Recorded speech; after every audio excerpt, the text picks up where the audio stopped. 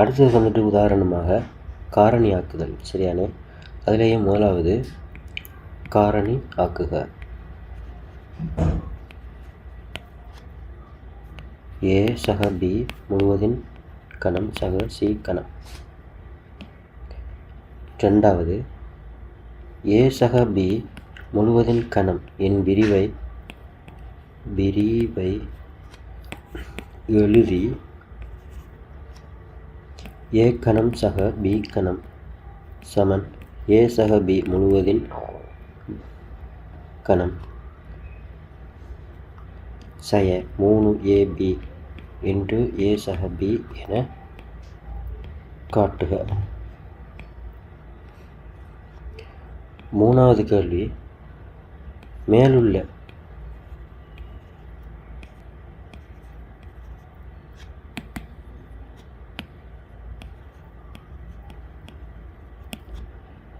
பயன்படுத்தி ஏ கணம் சக பி கணம் சக சி கணம் சய 3abc ஐ காரணிப்படுத்துக.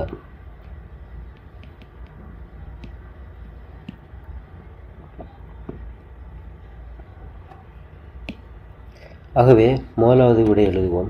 காரணிப்படுத்தட்டம். ஏ சக பி இன்று முழுவதின் கணம் சக சி கணம் இது சமன் ஏ சக பி சக சி.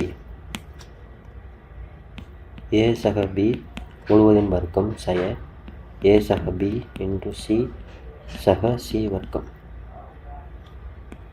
ஏ சக பி சக சி இது ஏ வர்க்கம் சக பி வர்க்கம் சக சி வர்க்கம் சக 2ab சய ஏசி சய பிசி. முதலாவது விட. ரெண்டாவது வந்துட்டு ஏ சக பி முழுவதின் கணம் தந்திருக்கார். இதை நான் என்ன செய்கிறேன்னு சொன்னால் ஏ கணம் சக 3 ஏ வர்க்கம் பி சக 3 ab வர்க்கம் சக பி கணம் எடுக்க. அப்போ நம்ம இதை பொதுவாக எடுக்கலாம். ஏ கணம் சக பி கணம் 3ab பொதுவாக எடுக்கலாம். 3ab பொதுவாக எடுத்தோம்னா ஏ சக பி வரும். இதை நம்ம மாற்றி எழுவை மாற்றம் செஞ்சோம்னு சொன்னால் ஏ கணம் சக பி கணம் சமன் ஏ சக பி முழுவதின் கணம் சய 3ab இன்ட்டு ஏ சக பி. கேட்ட ரெண்டாவது கேள்விக்கான விடை. உயிர்த்தொகையை சொல்லிக்கார். சரியான? அதாவது மூணாவது விட கேள்விக்கு ஏ கணம் சக பி கணம் சக சி கணம் சய 3abc. இந்த ஏ கணம் சக பி கணத்துக்கு பதிலாக நான் இவர் எழுத போகிறேன்.